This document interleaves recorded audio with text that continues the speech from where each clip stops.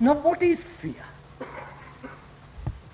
Have we really ever come face to face with fear? Or with the idea of fear? And there is a difference between the two.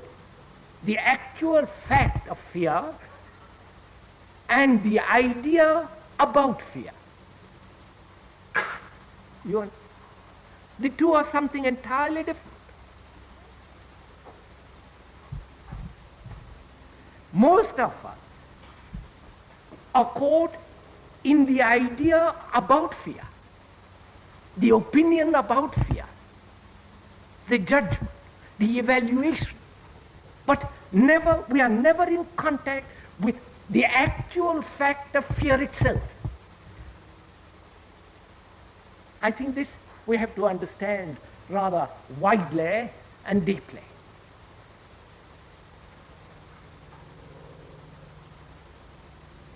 Say I'm afraid of the snake. I saw it one day and it has caused me a great deal of fear. And that remains in my mind as memory. And when I go out of an evening, this whole memory comes into operation. And I'm already frightened of meeting a snake. So, the idea of fear is much stronger than the fact itself. The idea of death, the idea, is extraordinarily more vital, more poignant, more vital than the fact itself.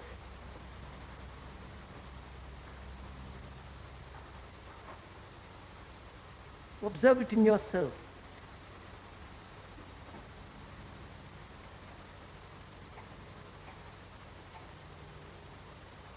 So we are never in contact with the actual fear itself. Just observe that. You can't remove the idea. You can't say, well, I'll try and meet fear without the word. You can't.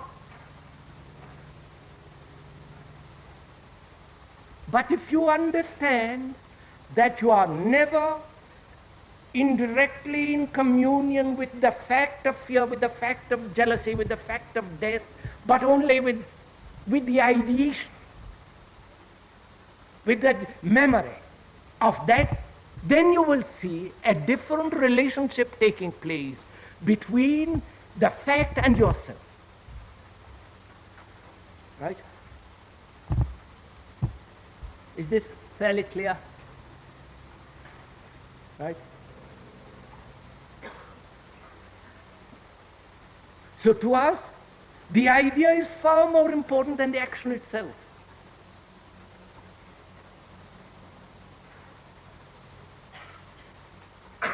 We translate or adjust or interpret action according to the idea.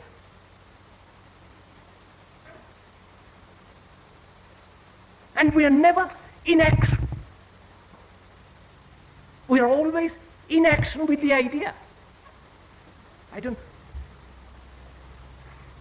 And moment you realize this extraordinary fact that we function according to a formula, act according to a concept, an idea, and therefore never an action at all, or an action so incomplete that breeds problems. Once you realize that fact, then action becomes an astonishingly vital thing, not an action approximating an idea.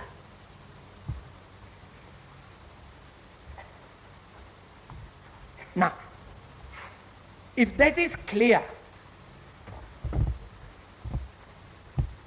that we are much more familiar, more in communion with the idea rather than with the fact,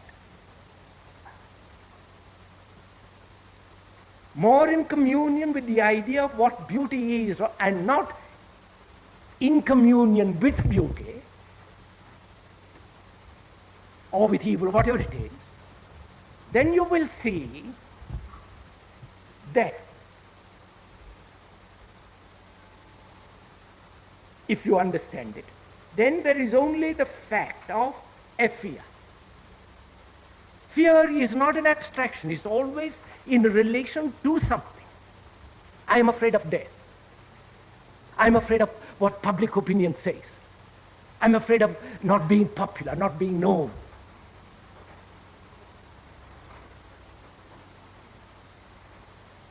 So fear is always in relation to something. Fear of dark, fear of public opinion, fear of dying without achieving anything. And so on, so on, so on.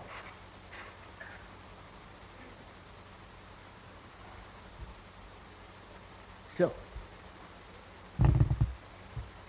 there is the word which is not the fact. The word is the symbol of the fact.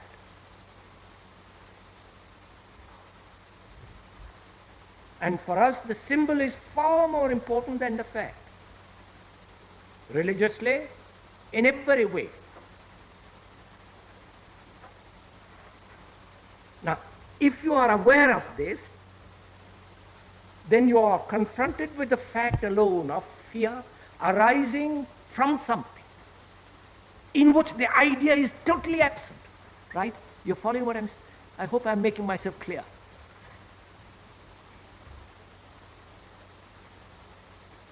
So, to understand fear, one has to understand how the mind operates with regard to facts.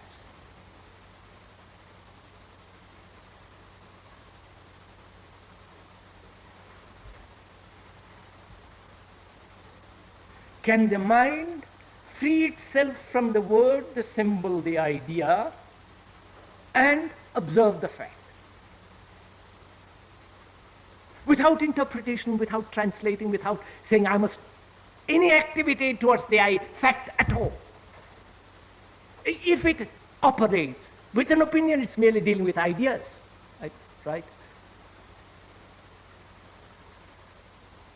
So this is very important to understand, this fact, that we are never in communion with the fact, but only in communion through an idea, through a symbol. And therefore no communion with the fact at all. And if I want to be in communion with the fact, the idea must completely disappear.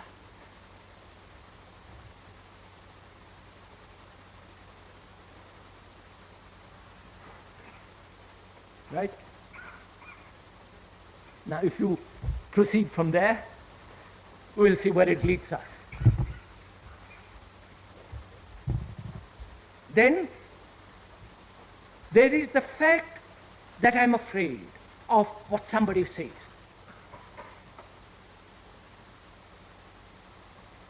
Of death. A dozen things. Now what has taken place when you are not observing the fact through an idea, through a conclusion, through a concept, through memory? What actually takes place? You're following? I hope you're doing this as I'm talking. What actually takes place when you are looking at the fact without conclusions, without memory, without idea?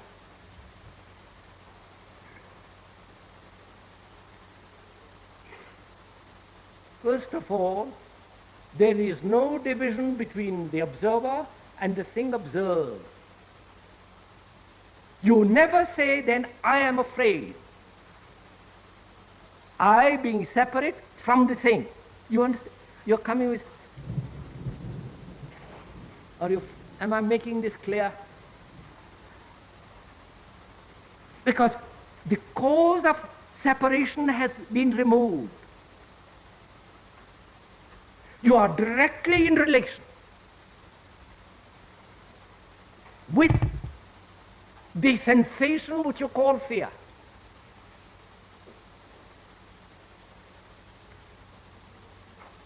Therefore, you, with your opinions, ideas, judgments, evaluations, concepts, memories, all that is absent. Therefore, there is only that thing.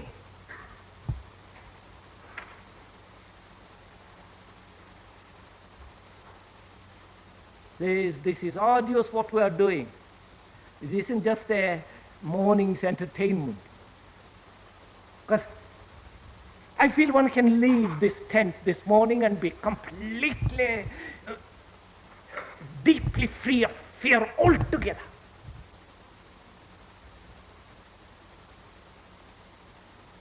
And then you are a human being.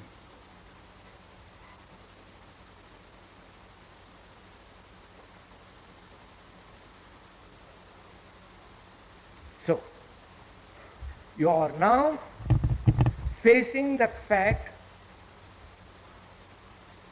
that sensation, that apprehension, which an idea has brought about.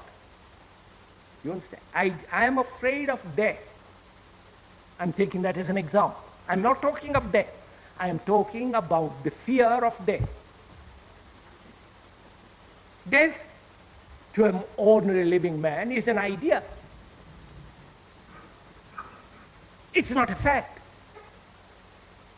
The fact is when he is himself in a state of dying.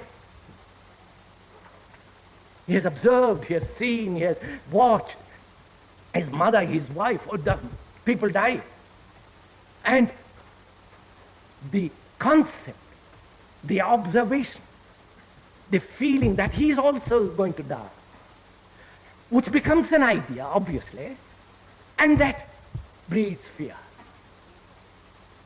Or that he looks through the idea, which prevents him from being directly in contact with the fact at the moment. Right? So that I see, so one observes, there is only fear. And the cause is obvious, what has brought about that fear. There is no interval between, please listen, there is no interval between the observer and the thing observed. You understand? It is in this interval thought arises. Thought being the ideation, the verbalization, the memory, which offers resistance to the fact. Right? So when there is a gap in the sense where there is the absence of thought, which is time, then you are completely confronted with the fact. Then the fact operates on you and not you operate on the fact. I hope you're getting all this. Is this too much of a morning?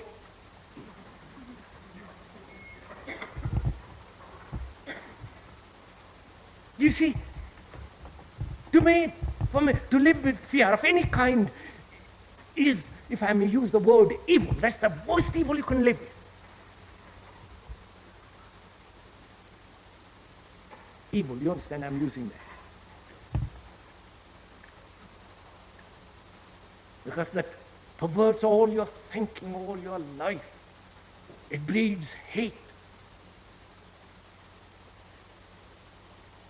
It distorts thought. Thought is always distorted anyhow. So, it is absolutely necessary for the religious man to be completely free of fear. Outwardly as well as inwardly. There is the natural, spontaneous response of the physical to safeguard itself, which is natural. When you see a snake, to jump. That's a natural, self-protective instinct. but it would be abnormal, a neurotic state, when there is danger, not to jump from it. But any desire to be secure at any level of one's being, inwardly, psychologically I'm talking about, breeds fear.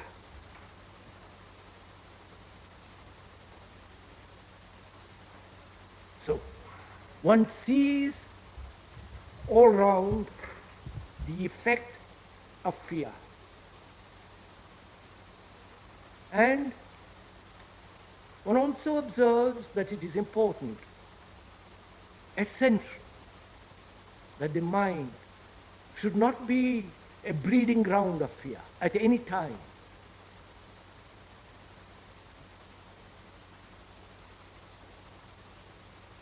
So if one has followed this morning, attentively listened, then you will see fear is never in the present. It is always evoked through thought. What will happen? What will take place? So, fear, thought, and time go together.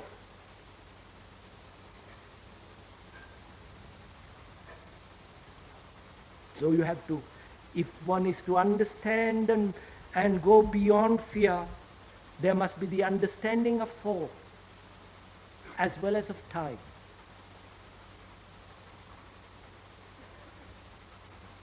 Now,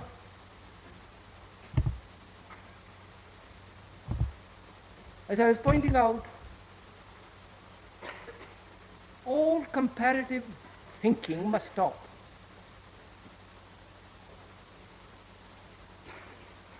All sense of effort, which is involved competition, ambition, the worship of success, the striving to be somebody.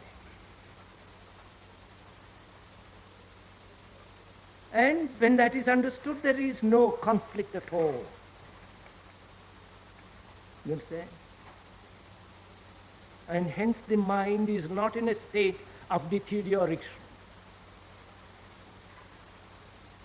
Because then it is capable of meeting fear, not be the breeding ground of fear. You understand?